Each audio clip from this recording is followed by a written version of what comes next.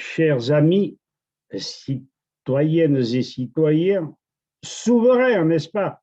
Ce qui veut dire que vous avez des droits et que les autorités doivent respecter ce droit en faisant leur devoir. Alors, je vous avertis tous, puisque on m'oblige à intervenir et à faire ce que le bon droit me dicte, le bon sens.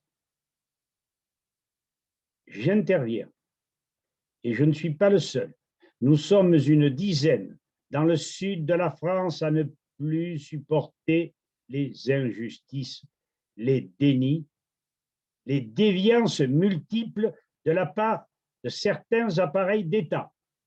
Ceci étant dit, chers amis, nous ne sommes pas des croque-mitaines, nous ne sommes pas des barbes bleues, nous sommes les défenseurs des veuves, des orphelins, des innocents. Ceci dit, nous allons aller directement au but que nous nous sommes proposés. Le voici.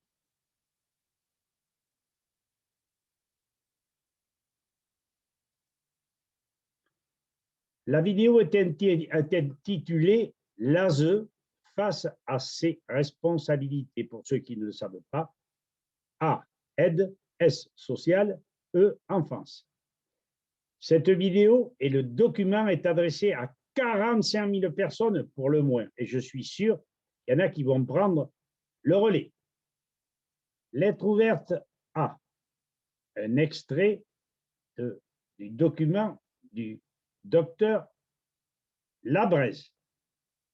Monsieur Pierre-Michel Durand, père de Samuel, l'enfant, l'un des enfants dont il est question. Madame Sandrine Lalande, juge des enfants au tribunal judiciaire de Nîmes. Madame Léa Lardy, juge des enfants au tribunal judiciaire de Mende. Madame Isabelle Marty, résidente de la chambre spéciale des mineurs à la cour d'appel de Nîmes. Monsieur Frédéric Camacho, chef de service à l'aide sociale de l'enfance, ASE du Gard. Monsieur Cédric Revel, chef de service au foyer Saint-Joseph à Alès. Madame Chabrol, chef de service à l'ERFEM, espace rencontre famille et médiation à Nîmes. Madame Anne Monini-Michel, juge aux affaires familiales, JAF, et présidente du tribunal correctionnel de Mende. Madame Vanessa Jean Amand, juge aux affaires familiales et au tribunal correctionnel de Mende. Monsieur Xavier Sicot, ex-procureur au tribunal judiciaire de Mende. Madame Jeanne Vivet, protection judiciaire de la jeunesse, PJJ de Mende. Monsieur Bruno Cano, CPE AGL, le comité de protection de l'enfance et l'adolescence, Gare Lozère de Mende. Monsieur Boris Mermet, éducateur à l'ASE de Haute-Savoie.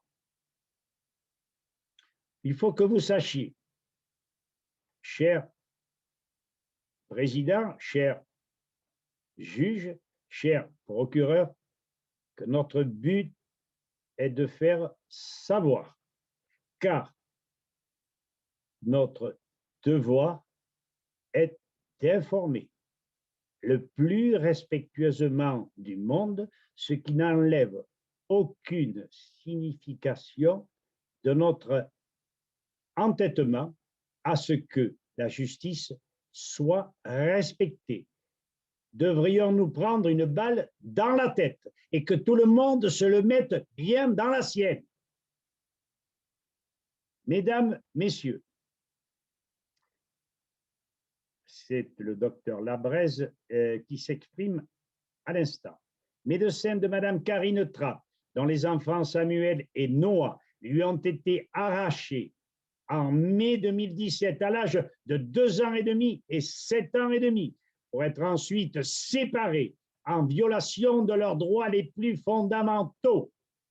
Voir la pétition change.org/ pour le retour de Samuel/ 5 ans et Noah/ 10 ans.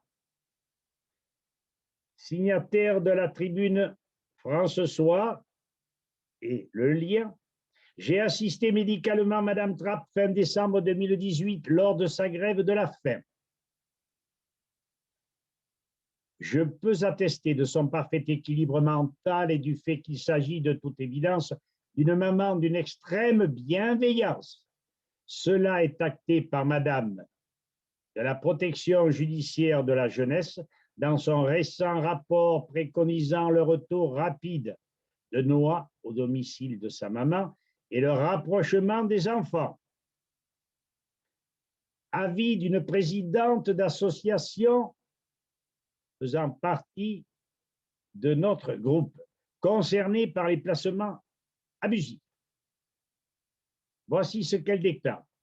Il serait capital de prendre en compte cette deuxième grève de la faim.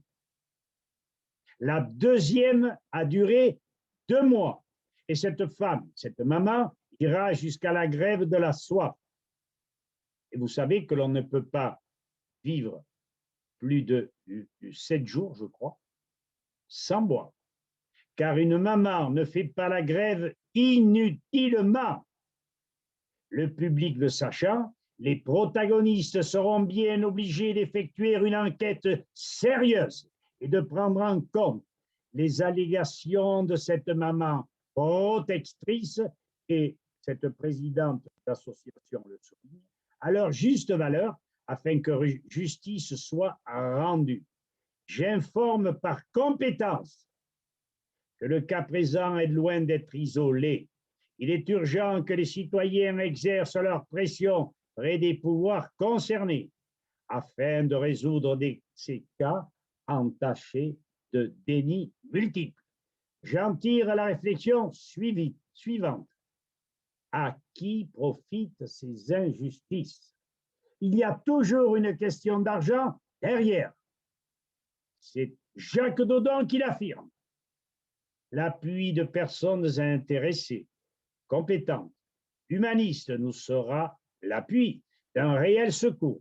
Ces femmes méritent un bien meilleur traitement. Et à tous, je vous remercie. Donc, vous êtes au courant.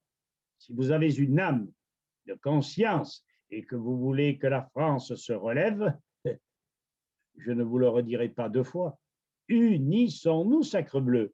En tout cas, nous protégerons toujours la femme, la veuve, l'orphelin et les innocents.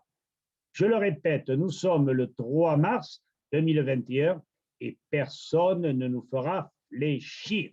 Il faut que la justice revienne dans notre pays. Voilà, vous êtes au courant, vous savez, maintenant, il ne vous reste plus qu'à nous épauler. Merci, au revoir.